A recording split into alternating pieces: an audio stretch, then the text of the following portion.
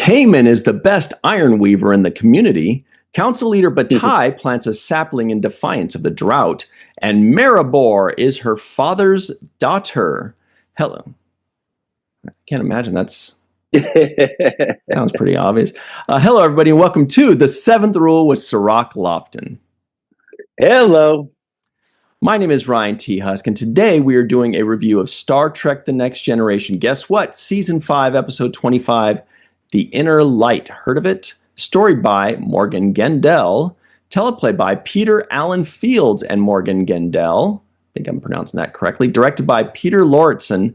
This was May 30th, 1992. Where were you, and how are you today, Sirach? Really good. Really good. This was a great episode. Hey, we'd also like to give a very special thanks to our pal, Mark Zutkoff, for sponsoring this episode. This is a great choice, great episode. Thank you very much, Mark Zutkoff, for sponsoring this one. Sweet. Okay, so lots to talk about here. Everybody, please make sure you like this video, subscribe to the channel, hit the bell icon for notifications. If you're listening in, give us a 5-star rating and a nice review. We'd really appreciate that. And join the team at patreon.com/the7th-rule. That's patreon.com/the7th-rule to help keep the lights on, as they say. So, Sirach, I feel as though, even though you've never watched this Star Trek episode in your life, this is your first time going through The Next Generation, your first time seeing The Inner Light, I feel as though you have heard of this episode because it seems as though people talk about this episode constantly. Had you heard about it, and what did you expect? I expected a good episode. I had heard about it, but I didn't know what it was about. Yeah, I don't think I really kind of listened in on the discussion about what the episode is about. So maybe I just blocked it out of my head or wasn't really focused in on it. But it's kind of not what I expected. I don't know why, but it's just not what I expected. Yeah. But it was pleasantly a surprise because I was along for the ride. I wasn't sure what to expect, really. But this wasn't quite it. What did you expect? Do you remember like any impressions you had of it?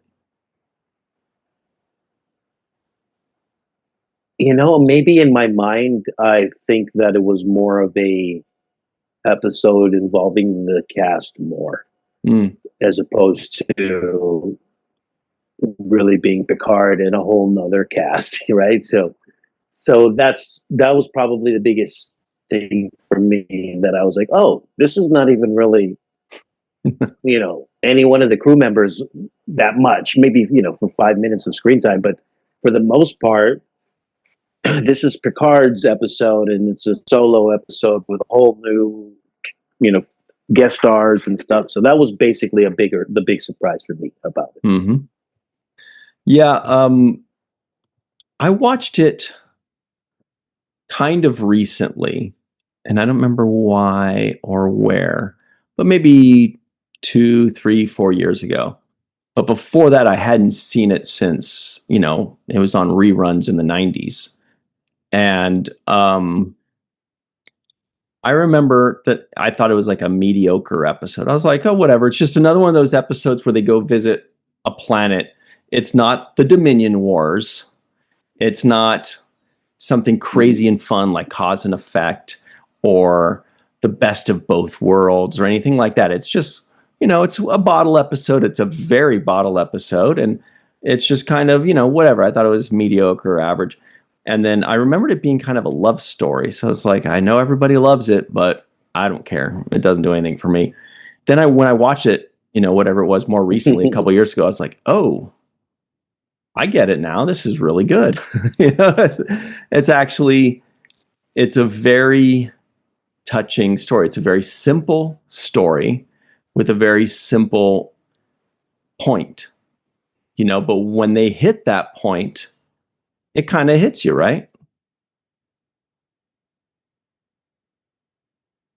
Yeah, I mean, that's what good science fiction is about. That's why I think this really qualifies under that umbrella of good science fiction. It doesn't take a complicated story. It was pretty simple.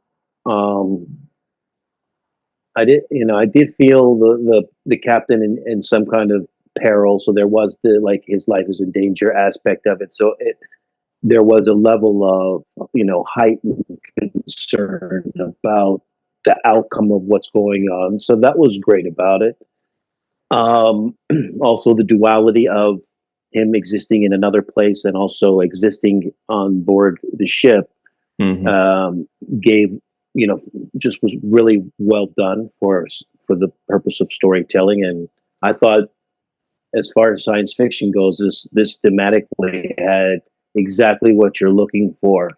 An overall message coded into science fiction and fantasy, um, and it worked well for me. I was along for the ride. At first, I was a little reluctant,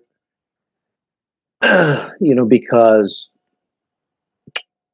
because one of the things I like about Star Trek is the future aspect of it. So being in the setting of a place that makes me feel like I'm in the future allows my mind to wander there. And sometimes when we go to these planet scenes and surfaces with these villages, it makes me think of the past more than it thinks of Yeah, the future for some reason. I don't know if that makes sure. sense. Because the way that villages are assembled and the council members and the limited technology, it feels like it's the past, right? And they're living sometimes in caves, and just in general feels like the technology is something that is not as advanced. And that puts me in a state of mind where I'm like, oh, okay, here we go with the primitive planet thing, and what's the interest in this particular story about this particular planet, and I'm glad that they went away from some of the traditional Star Trek kind of subject matter, which is, oh, we're on this planet and there's this warring factions Right. between They love that one. party A and party B, right? So I was like, oh, here we go. Is this one of those things where the community leader of that other tribe who comes over here and sees Picard has beef with the other leader, and there's this, warring tribe element, that's why he's there to resolve this thing or whatever. And it wasn't that. So I was happy about the twist in my expectations versus what I actually saw in the episode. Yeah, it was definitely not that. And when I first saw it, I remember thinking, oh, here we go. Here's the town square aspect. Here's the kids playing horseshoe and people carrying fruits around. We definitely got the town square, but it was a very like condensed story. We're just following these people along, and the one the one thing that's their one big conflict is the drought. Apparently their planet is dying. Nothing they can I don't know if they could have ever stopped it. They have no power over this thing. They can't fly to the stars. They can't really do anything. They're like pre-warp everything, so they're basically just dying. They're kind of doing superstitions. They're kind of saying like, well, maybe our scientists can plant more trees or figure stuff out. But it's a pretty streamlined story, and it's really easy to follow. It's great. It's different than what we've seen, although it did remind me of a couple things. Like, I think that this is, in a lot of ways, it's TNG's The Visitor in a couple ways. One is Yeah. like the time jumps, where like every commercial break, we're now 20 years later or 15 years later, or something like that. But it also reminded me a lot of the episode where Miles O'Brien goes in that prison for like 25 years or something like that. And he comes back and they're like, he was just out for like an hour, and so that almost feels like a more powerful theme of like Picard just lived 30, 40 years, right?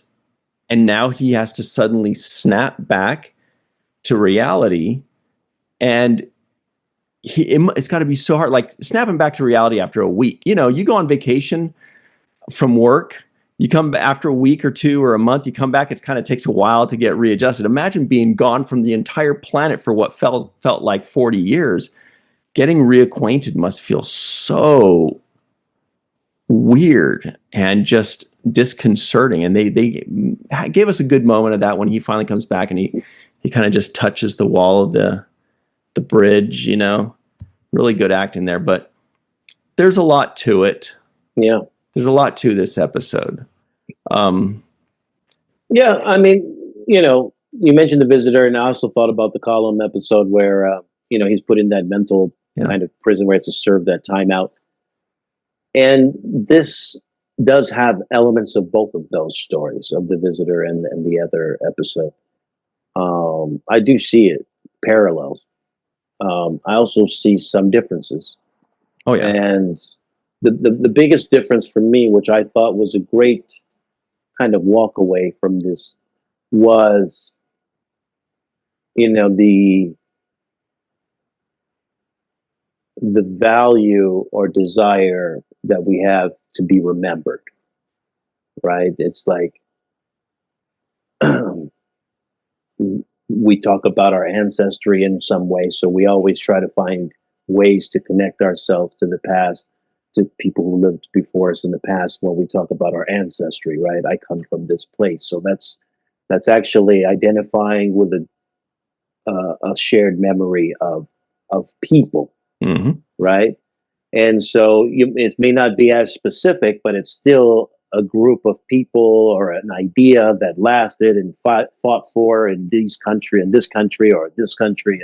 And so when you identify that in that kind of a way with a group of people, you're remembering them. You know, you're honoring their existence prior to yours. And I think that was one of the big takeaways for me, was under the circumstances of in extreme annihilation, right? Like where everything is going to be destroyed. This planet is going to supernova, so everything's going to turn into a star, and there will be nothing left of these people. You know, you think about that on our own terms in this world, on this planet that we're inhabiting together, and that's, you start to think, oh, if we were facing that kind of complete extermination or annihilation of just not existing anymore, what would be important for us to leave behind as a memory or a record of our legacy? And, definitely Three's Company. We'd want people to know about Three's Company. It's a good show. Yeah, definitely.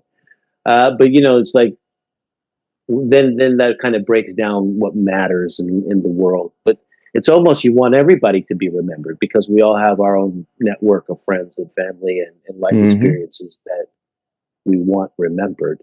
Yeah. So, yeah, I think it's important. And is it interesting that the Resicans, you know, these people from Resic or whatever, and that planet, it's interesting what they chose to be remembered. They didn't go about, you know, putting Picard, you know, in the presidential role or something like that, to where then all of their culture is remembered, their different countries, the technologies, all of these, the things that really, where the planet was, what made up the planet, what they wanted him to learn and to teach was just that within the community, the friends, the family, the, you know, the rituals or whatever they had, the traditions, you know, like they really chose kind of small scale, like here's who we were, not our big overview statistics. So it's really interesting what they chose for him to learn about. Yeah, and then, you know, it's funny because I didn't even think about this until now, but when you reverse it in your head, it was kind of like, almost like the Truman Show, in that everybody kind of knew what was going on, right? I that's kind of what they revealed in the end, was that everybody who was in that opening scene where they're like, you don't remember who you are, and you know what I mean? And Could be. It could be like, here he comes, everybody. All right, dress rehearsal's over. This is the real deal. Here we go. But, it could also just be a program where they all are believing it and real until that very last chapter. Then that last chapter is programmed as the big reveal where they get the standing ovation for their performance. Yeah, it could be both ways. But yeah, it made me think and the reason I say that is because from the dialogue that was given between Picard and the other council leader who came to visit, when Picard suggested a water reclamation project to catch water out of the air, the other guy was like, yeah, okay, we'll consider that. But the way he said that now in hindsight, as you watch the episode, is as if he knew already at that moment there was no way to salvage their existence, right? It's not going to work, yeah. Right. So he knew that they were destined to be exterminated, essentially, in that moment. That's why Picard said there will be no. He could read from his tone that idea wasn't going to have legs and wasn't going to materialize. So I'm saying in that way, they did know something in advance prior to him solving the equation of the soil samples, and you know what I mean? And mapping the stars and whatever he was doing to figure out what he was figuring out. They already knew from the time that conversation happened, in my kind of hindsight reflection. It's not obvious, but it feels like that. Here's the crazy part is a lot of Star Trek fans consider this to be the best Star Trek episode. A lot. Or the best Next Generation episode, or their favorite episode. But this is a big, big, big one in the whole Star Trek universe. And it kind of makes me wonder why. Like, what is it about this episode that makes people say, no, this is number one? Because, there wasn't a ton to it.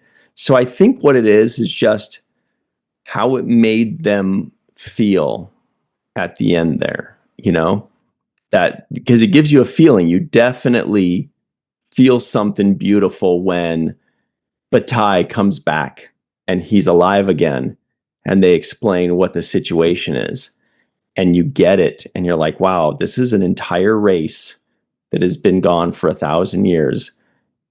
And they did everything they could just to make sure one person would know who they are. And I'm that one person that got to live a life in their world. There's just that beautiful moment. And I think that's what it is. I think it's just how the episode makes you feel. And it definitely makes you feel something. Yeah, it makes you feel something for sure. I definitely got teary-eyed, I have to admit. It hits you. Yeah. It did hit me. I did get close to the wife in particular, who I thought was fantastic in this episode. She did a great job with her performance. She just seemed so loving and just a good partner for him. The best shoe putter awayer ever, Yeah, but just like, the comforts that she brought to him, like no matter how ridiculous he sounded or acted, she always had a comforting, supportive tone to her approach. And I thought that she was excellent in this role. And then so much so that as they grow older together, I really kind of enjoyed their back and forth. I enjoyed their chemistry. I enjoyed their relationship. And so, that's one thing that this episode also did very well. You mentioned selling the idea of falling in love in one episode, and who is this person? They just came on, and now I'm supposed to believe that they're madly in love. And I actually believed that in this episode because Picard was so resistant in the beginning, and the way it played out, and his kind of perpetuity of existing in this particular mindset or fantasy that he was in a program. So yeah, I thought the actor that played his wife, Eileen, was it? Yeah. Eileen? Mhm. Yeah, she was amazing. I really enjoyed her. I thought so too. She was great, very likable, charming. I was just pulling up Peter Allen Fields because I was like, I think this dude had a few pretty good ones. He has writing credits on Duet. He wrote the script for Duet, which is way up there. Way up there, yeah. And then a bunch of other Next Generation, or sorry, Deep Space Nine episodes. He did 11 of them. For the Uniform was a good one. In the Pale Moonlight, he did the story by. So that's another. He's got a few tip top episodes. The Dogs of War. That like nines or above. Yeah, actually. Yeah, so above nines. So probably his biggest episodes are this one, Duet, and In the Pale Moonlight. But those are three, top 5, top 10 episodes? You know what I mean? Like, that's pretty gigantic, you know? It's pretty gigantic that he has put up those kind of high numbers for his, impact and touch on this this show, this franchise. Yeah, I mean, I really love to see Nurse Ogawa in this. I thought I thought she was really good. I feel like every time we see her, you go like, I don't know what it is, but you go, yay, it's an Ogawa episode. Like, here's kind of like how you feel with O'Brien. You're like, yes, here, this is great. It feels especially when she's given something critical to do and she's involved in the scene heavily, not just as a background filler, not just going, yes, doctor. Yeah. Yes. And in this particular back and forth, she looked like they triaging Picard right on the spot. And, they didn't take him to sick bay. They left him right there on the, and they had their medical equipment in front of them, which I also loved as far as props are concerned. I don't think props get enough love on this show. You don't think props get enough props? Yeah. Props need more props because they're just, they're handling some really cool looking gadgets. And I remember them, debriefing us before we would go on to shoot. And they would hand us whatever tricorder or whatever it was, and they'd say, "Turn it on like this, flip it like this," and just talking to it like this, or whatever the instructions were of that particular device that you were holding. Carry it like this. This is the thing. You would read the vital signs like this. Props and the prop department guys would come up and say something like that, and they always had the coolest gadgets that lit up and. They were also in charge of the phasers and basically any kind of prop that you were carrying on your person was theirs. And were they ever a little extra tough about like how fragile it was, or were they usually made pretty well? Were they ever like, don't push too hard on this, or were they made pretty solidly to where they're like, just do whatever you want? Yeah, most stuff was made pretty solidly. They would, if something was sensitive, they let you know that. Usually they had duplicates of things, so it wasn't just one. But I remember going to the prop department when, they had a little storage closet on the set. And they also had prop guns in there, like regular, revolvers and old school guns. So I'd go in there and just kind of take a look at those prop guns on the set. What were those from? Just any kind of throwback episode. Let's say they did like a private investigation. What's his name? The private. Oh, Dix. Yeah, you're right. Yeah. So they'd have guns for those kinds of episodes, and let's say Far Beyond the Stars, for example, the cops coming in there. They carried guns, so there would be a reason to have it on throwback episodes, throwback scenes. Well, we're going to jump to our break in just a second here, but I do have a point that I thought about you specifically, and it's not necessarily good. All right. I have a couple other, points that it will be fun to discuss. So we'll get to those on the other side, including what I thought was like the best moment. We'll be right back on The Seventh Rule.